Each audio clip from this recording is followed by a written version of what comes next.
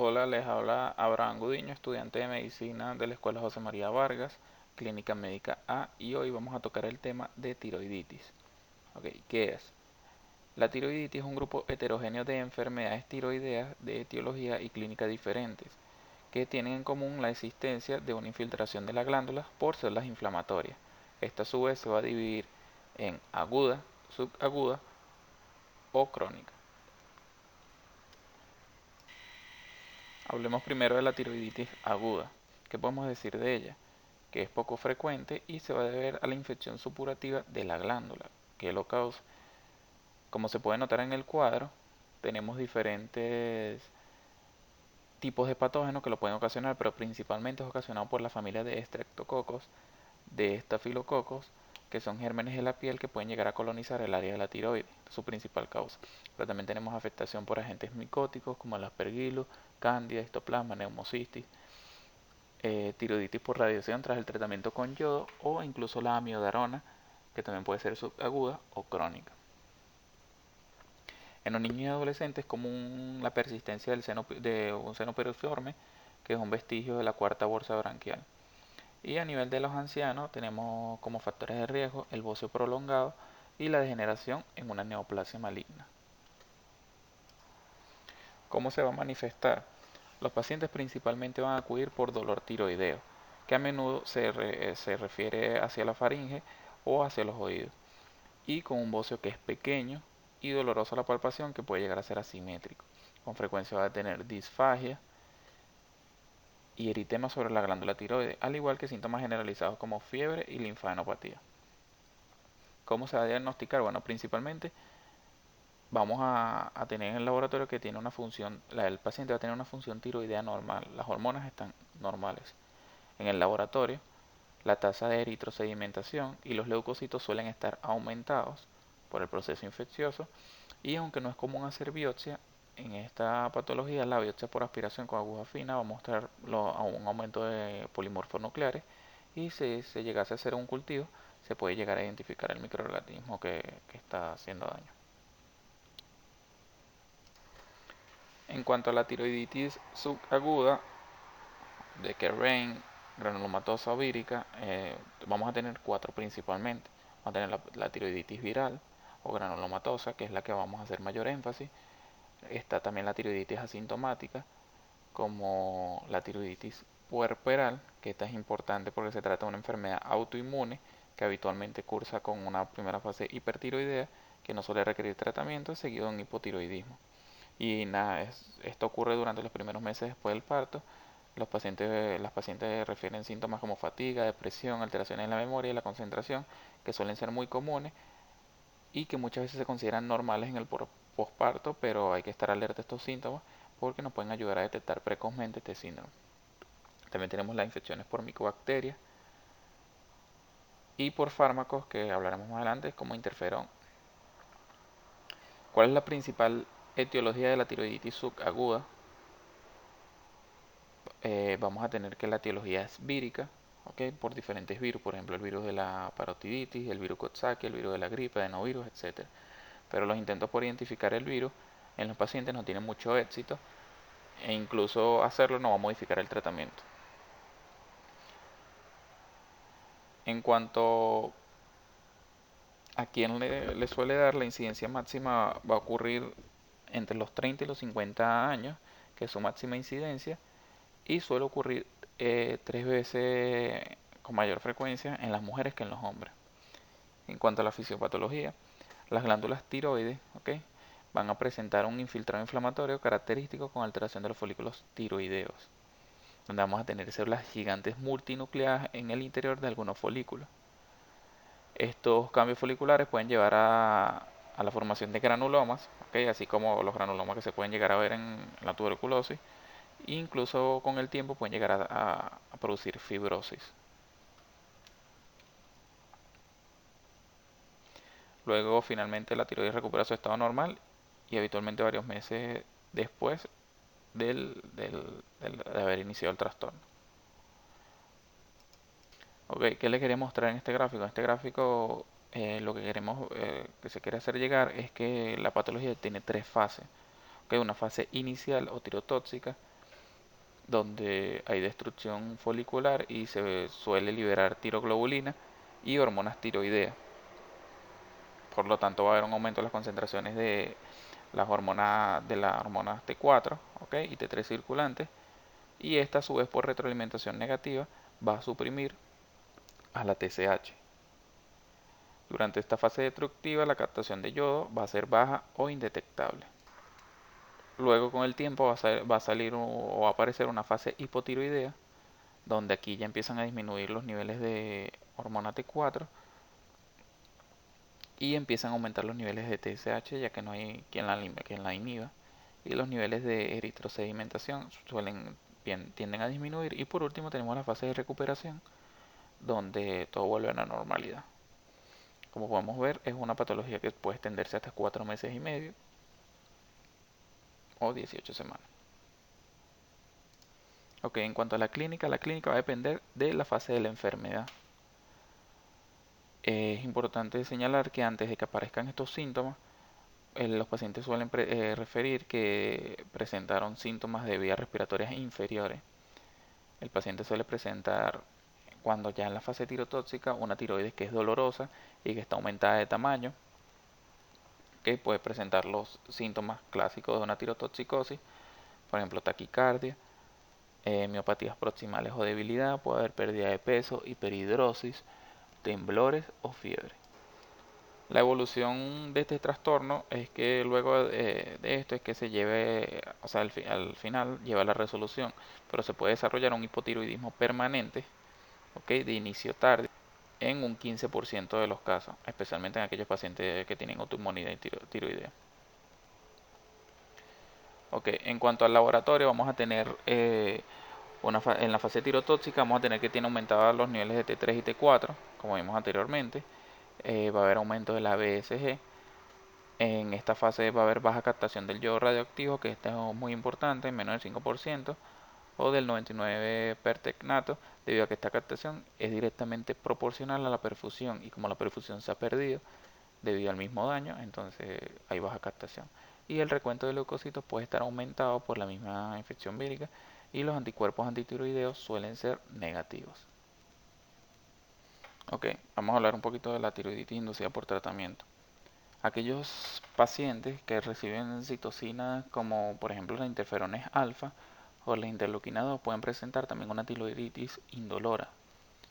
El interferón alfa se suele utilizar para tratar por ejemplo la hepatitis B y C, que son patologías crónicas, la cáncer en la sangre como por ejemplo leucemia o incluso melanomas. Esta se ha asociado con una tiroiditis que suele ser indolora y es más frecuente en mujeres con anticuerpos contra la peroxidasa, ¿okay? O TPO. Ok, en cuanto a la tiroiditis crónica, vamos a tener también 4 tipos. Tenemos la de autoinmunidad, que es la que vamos a hacer mayor énfasis, como la tiroiditis de Hashimoto, la tiroiditis atrófica, que se suele considerar la fase final de la de Hashimoto. Tenemos la tiroiditis de Riddle, tenemos la parasitaria, como la equinococosis, el estrongiloidosis, cisticercosis, y tenemos la traumática, que suele ocurrir tras la palpación. De la tiroiditis de Riddle, podemos decir que es un trastorno raro que ocurre de manera característica, ¿okay?, en mujeres de edad madura y se suele manifestar como un bocio que es indoloro, de evolución lenta, que suele presentar síntomas locales como compresión del esófago, de la tráquea, las venas del cuello o de los nervios laringeos recurrentes. Como es más doloroso la palpación y es asimétrico, suele sospecharse de malignidad. El diagnóstico se necesita hacer por biopsia abierta, puesto que por aspiración por aguja fina no suele ser satisfactorio. Okay, en cuanto a la tiroiditis de Hashimoto o el hipotiroidismo autoinmune, en cuanto a la incidencia, podemos decir que es de 4 por cada 1000 mujeres y de 1 por cada 1000 hombres. Entonces ya hemos podido notar que las mujeres son más afectadas en la tiroiditis. La prevalencia suele ir a los 60 años y suele aumentar con la edad luego de los 60. Esta se pudiese dividir en dos fases: un hipotiroidismo subclínico, donde el trastorno reduce gradualmente la función tiroidea, ¿ok?, pero hay una compensación durante la cual las concentraciones de la hormona tiroidea se van a mantener por medio de una elevación de la TSH. Entonces vamos a tener que la T4 y la T3 se mantienen por elevación de la TSH. Entonces esto se le suele llamar como el hipotiroidismo subclínico, aunque algunos pacientes suelen presentar síntomas leves. Luego más adelante tenemos un hipotiroidismo manifiesto, donde los niveles de T4 van a descender y aumentan más todavía los niveles de TSH. Los síntomas se van a hacer mucho más evidentes en esta fase. Habitualmente los niveles de hormona estimulante de la tiroides suelen ir por encima de los 10 microunidades internacionales por litro, que los normales de 0,2 a 5, y ya este es el hipotiroidismo manifiesto. Ok, entonces, en cuanto a la patogenia de la tiroiditis, de Hashimoto, tenemos que en términos generales va a haber una infiltración linfocítica, tanto de TCD4 como de TCD8, con formación de centros germinales, va a haber atrofia de los folículos tiroideos, ya vamos a ver cómo, va a haber ausencia de coloides y luego una fibrosis de leve a moderada. Como habíamos dicho, el infiltrado está compuesto por linfocitos TCD4 y TCD8 y por linfocitos B. Se cree que la destrucción de las células tiroideas está mediada a través de los linfocitos TC8, pero también hay anticuerpos que participan, como la tiroidea peroxidasa, que tienen utilidad clínica en esta patología porque ellas van a fijar complementos y van a hacer daño a través del complejo de ataque a membrana. Entonces vamos a tener que la tiroides está produciendo bajos niveles de T3 y T4, ¿ok? Porque hay daño a nivel de la tiroides. A nivel del hipotálamo y la hipófisis no llega el estímulo de que no hay suficientes hormonas y aumentan los niveles de TSH y de TRH. Pero los TSH no van a poder actuar en ningún sitio debido a los anticuerpos contra la tiroides, ¿okay? Ellos específicamente se unen al receptor donde actúa el mismo. Entonces, ¿qué vamos a tener como consecuencia? Altos niveles de TSH y bajos niveles de T3 y T4 porque tenemos una tiroides que es insuficiente. Y eso lleva al final a que se produzca un bocio y un hipotiroidismo manifiesto. Ok, ¿cuáles son las manifestaciones clínicas o cómo va a acudir el paciente? Bueno, el paciente suele acudir por un bocio propiamente, que es irregular y de consistencia firme. Suele presentar piel seca y disminución de la sudoración. Puede haber adelgazamiento también de la epidermis, ok, y hiperkeratosis del estrato córneo. Va a tener que hay un aumento de peso y estreñimiento. La libido está disminuida. En el caso de la mujer va a haber amenorrea o oligomenorrea, bradicardia, puede haber un tinte amarillo por la acumulación de carotenos y un signo importante es el engrosamiento, de la piel, pero sin el signo de la fobia, o que se le conoce como mixedema, y también se presenta con cara hinchada, párpados edematosos, como se ve en la imagen. Y bueno, un signo también que no es muy frecuente, pero es importante, es que el tercio externo de la ceja, suelen haber un adelgazamiento. También puede haber signos como hipertensión arterial, puede haber también hipoacusia por conducción, ¿ok? Por acumulación de líquido a nivel del oído medio. Esto es una patología que suele acumular líquidos, ¿ok? Porque, por ejemplo, puede haber derrame pleural, deterioro de los músculos respiratorios también, de reducción del estímulo ventilatorio y apnea del sueño. Bueno, este es el típico paciente con hipotiroidismo. Presenta lentitud mental, apatía, cansancio, puede presentar una voz áspera o bocio. La voz áspera también suele ocurrir por acumulación de líquido a nivel de la laringe. Puede haber lentitud de los movimientos, debilidad muscular, estreñimiento, periodo menstrual retrasado, piel fría y seca, las manos frías e intolerancia al frío, el latido cardíaco lento o bradicardia y la cara hinchada, que ya lo nombramos. ¿Cómo sería el plan de trabajo? Bueno, el plan de trabajo, primero, cuantificar los niveles de hormona estimulante de la tiroides, donde vamos a verificar si se encuentra elevada o normal. En caso de que se encuentre elevada, como es común en esta patología, luego se va a cuantificar los niveles de T4, que si se encuentran disminuidos, a diferencia de la TSH, ya podemos hablar de un hipotiroidismo primario. Luego se le hace el anticuerpo antiperoxidasa, que si en caso de que es positivo, ya se puede hacer el diagnóstico de hipotiroidismo autoinmunitario. y ya lo que viene es el tratamiento. Si da negativo, entonces hay que descartar otras causas de hipotiroidismo. En dado caso de que la cuantificación de los niveles de T4 esté normal, se puede hablar de un hipotiroidismo leve, ¿okay? Donde los anticuerpos también van a ser positivos o negativos. En caso de que sean positivos, como en el caso anterior, también se le da tratamiento, ¿okay? Con hormonas tiroideas. Y si da negativo, lo que se le hace es un seguimiento anual.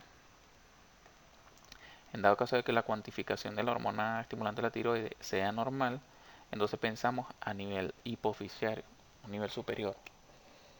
Si no se presume de una enfermedad hipofisiaria, entonces no se realizan pruebas adicionales, y en dado caso de que sí se presume, entonces se cuantifican los niveles de T4.